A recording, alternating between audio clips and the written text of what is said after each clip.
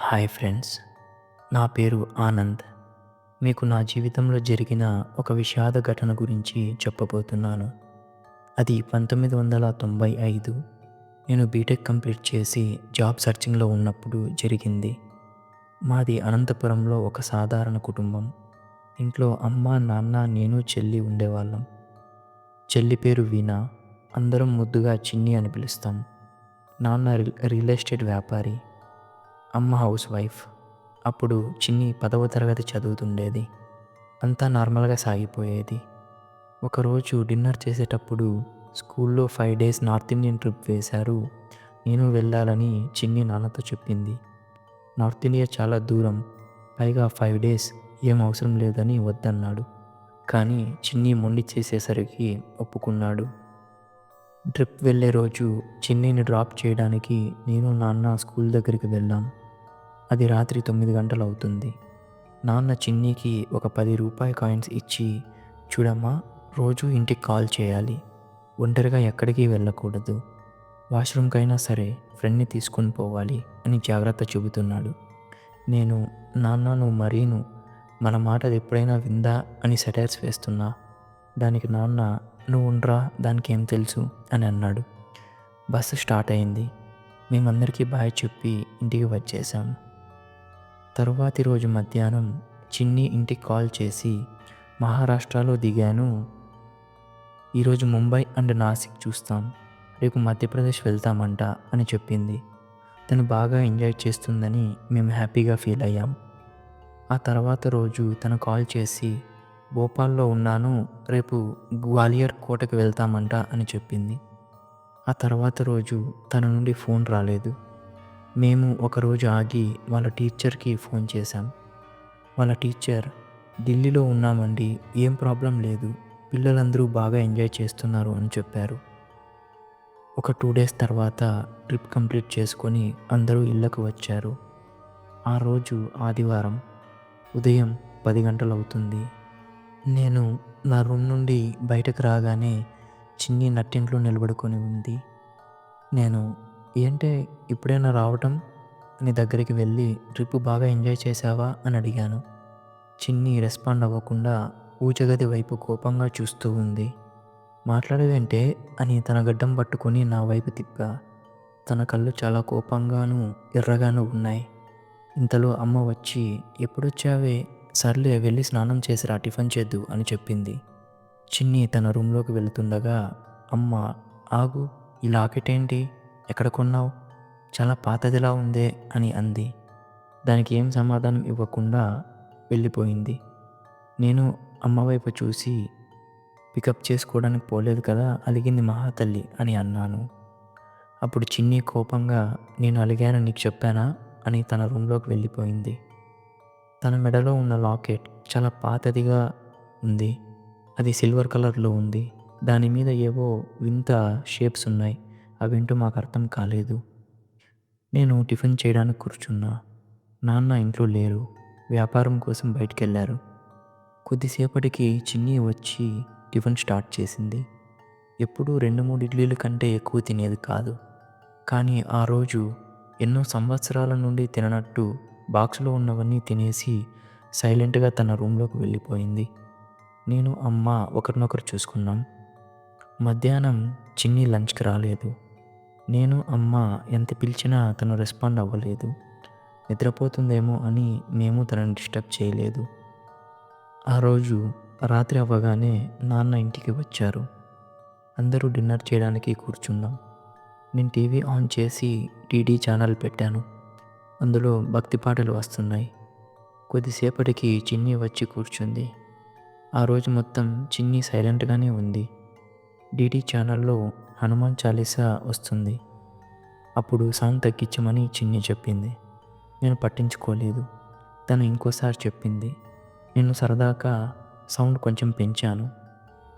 అప్పుడు తను కోపంగా పైకి లేచి, నీ అబ్బా, సౌండ్ తగ్గించమంటే అర్థం కాదా అని అరిచింది. మేమందరం ఆశ్చర్యపోయాం. అమ్మ కోపం వచ్చి అన్నయ్యతో ఇలాగైనా మాట్లాడేదని తన చెంప మీద కొట్టింది. అప్పుడు తను అమ్మ వైపు కోపంగా చూస్తుంది. నాన్న టీవీ ఆఫ్ చేయమన్నారు. అప్పుడు చెల్లి విచిత్రంగా పెద్ద పెద్ద ముద్దలు తిని తన రూమ్లోకి వెళ్ళిపోయింది. నాన్న తన మెడలో ఉన్న లాకెట్ ఏంటి అని అడిగాడు.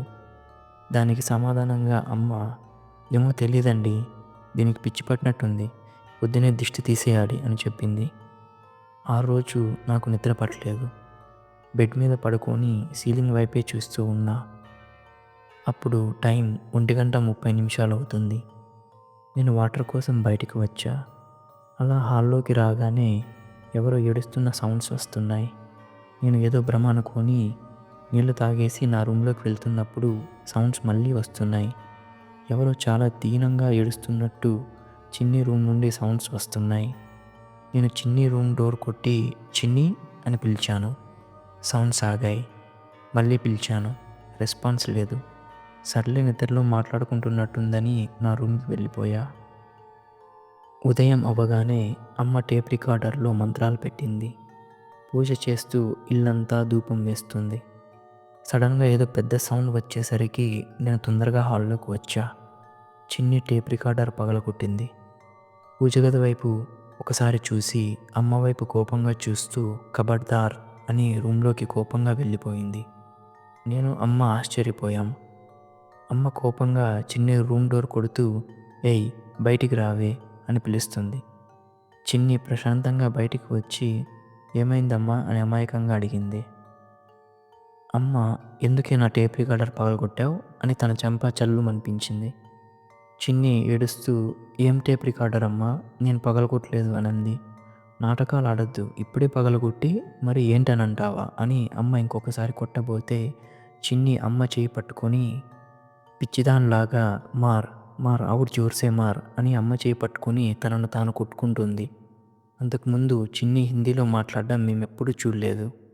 అమ్మ భయంతో వెనక్కి వచ్చేసింది. నేను అమ్మ దగ్గరికి వెళ్ళాను. అప్పుడు చిన్ని హిందీలో ముజే పరేషాన్ కియాతో సబ్కు మారుతా లూంగా అని తన రూమ్లోకి వెళ్ళిపోయింది. ఇంతలో నాన్న వచ్చి ఏమైందిరా, ఎవరు అరుస్తున్నారు అని అడిగాడు. నేను జరిగిందంతా నాన్నకు చెప్పాను. నాన్న కంగారు పడి చిన్ని చిన్ని ఏమైందమ్మా అని చిన్ని రూమ్ డోర్ కొడుతున్నాడు. డోర్ ఓపెన్ చేసి మేమంతా చిన్ని రూమ్లోకి వెళ్ళాము. అప్పుడు బెడ్ మీద చిన్ని చాలా భయంకరంగా ఉంది. జుట్టు ముందుకు వేసుకొని ఎర్రటి కళ్ళతో జామెట్రీ బాక్స్లోని డివైడర్ తన గొంతు దగ్గర పట్టుకొని బాహర్ చలే జావ్ నహితో మార్దా లూంగీ ఇసే అని హిందీలో మాట్లాడుతుంది. నాన్న దగ్గరికి వెళ్ళాలని ట్రై చేస్తే తన గోళ్ళతో తన ముఖాన్ని రక్తం వచ్చేలా గీరుకుంది. నేను నాన్న వద్దు బయటికి వెళ్దాం రండి అని నాన్నను బయటికి తీసుకొని వచ్చాను. అప్పుడు మాకు అర్థమైంది చిన్నీకి ఏదో దయ్యం పట్టిందని. కొద్దిసేపు ఆగి నేను డోర్ తీసి చూశాను. చిన్ని ఇంకా అలాగే కూర్చొని ఉంది. నేను నాన్నతో ఇప్పుడు ఏం చేద్దామని అడిగాను. మీరు తనని జాగ్రత్తగా చూసుకోండి, నేను ఇప్పుడే వస్తానని నాన్న బయటికి వెళ్ళారు. అప్పుడు టైం ఉదయం 11 గంటలు అవుతుంది. నేను అమ్మ హాల్లోనే కూర్చొని కంగారు పడుతూ ఉన్నాం. చిన్ని నెమ్మదిగా తన రూమ్ డోర్ నుండి బయటికి వచ్చి డైనింగ్ టేబుల్ మీద ఉన్న టిఫిన్ని 2 చేతులతో తింటూ క్యారే డర్గయా క్యా అని హిందీలో మాట్లాడుతుంది. మేము తను డిస్టర్బ్ చేయలేదు. తను మళ్ళీ రూమ్లోకి వెళ్ళిపోయింది. మధ్యాహ్నానికి నాన్న ఎవరో ఫకీరుని తీసుకొని వచ్చి జరిగిందంతా చెప్పారు. ఫకీరు చిన్ని రూమ్ డోర్ తెరిచి చూశారు. చిన్ని నిద్రపోతుంది.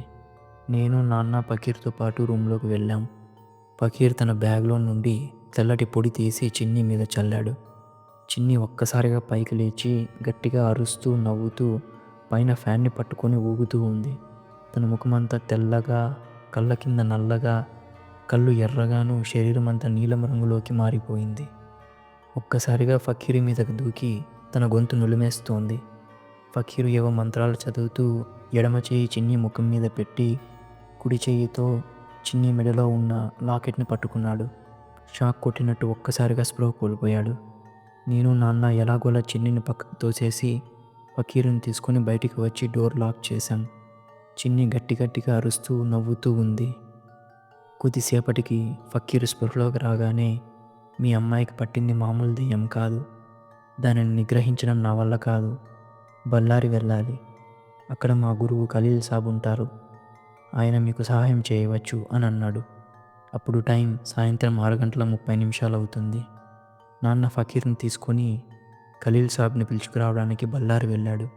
వెళుతూ ఫకీర్ మాతో, రాత్రులు దాని శక్తి ఇంకా ఎక్కువ అవ్వచ్చు, జాగ్రత్త అని నాతో అమ్మతో చెప్పాడు. రాత్రి 10 గంటలవుతుంది. నాన్న ఫకీర్ ఇంకా ఇంటికి రాలేదు.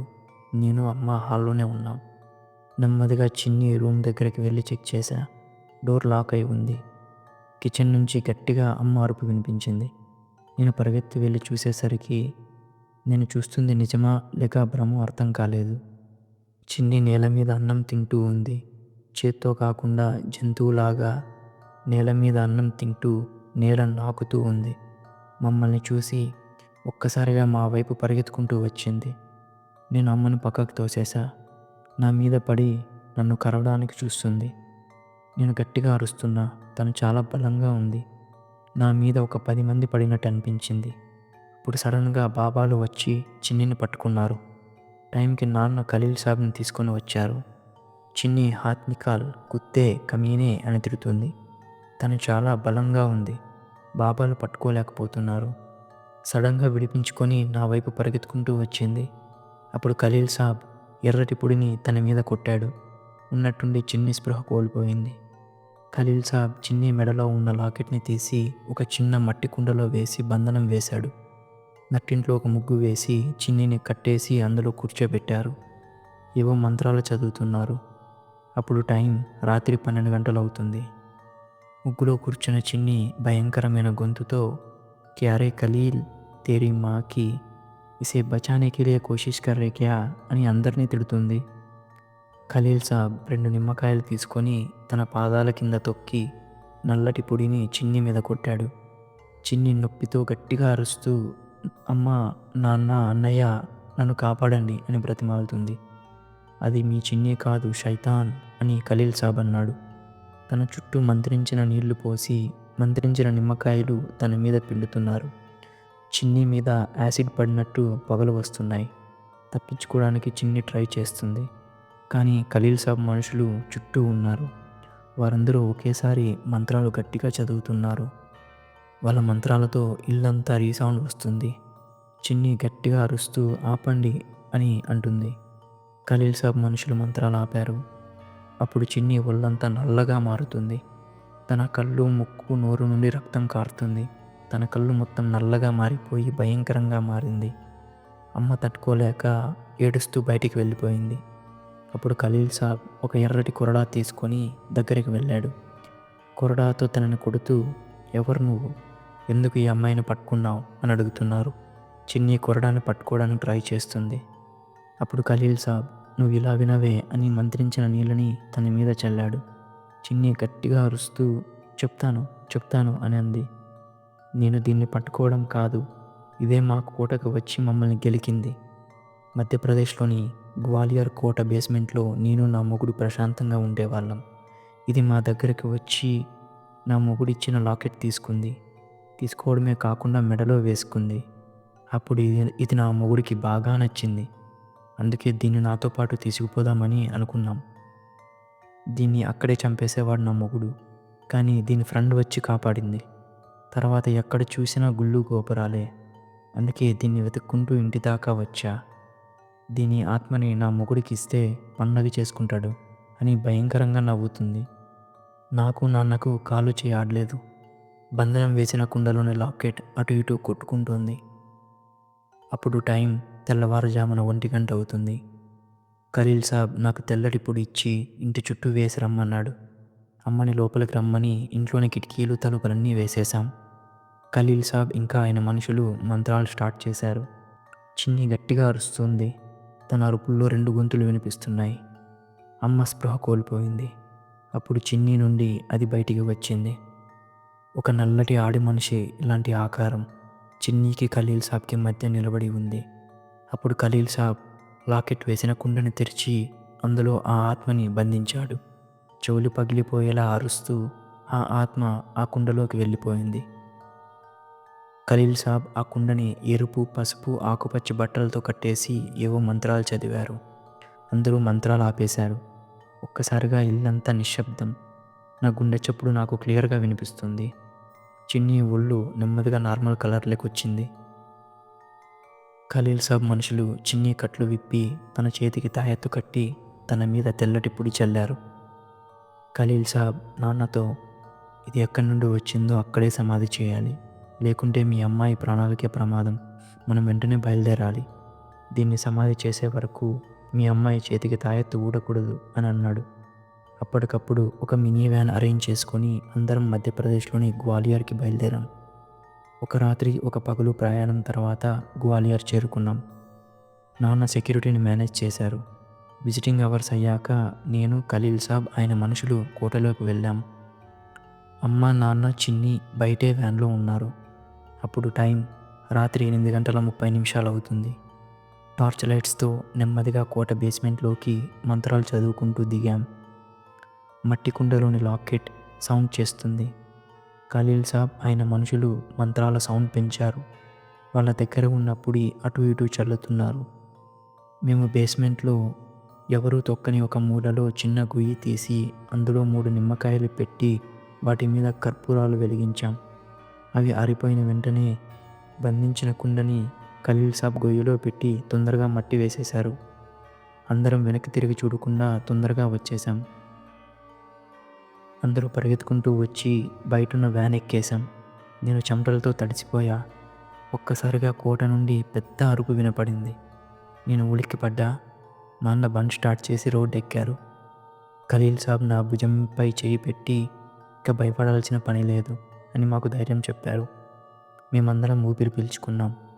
ఇంటికి రాగానే నాన్న ఖలీల్ సాబ్ వాళ్ళని బళ్ళారిలో వదిలి వచ్చాడు.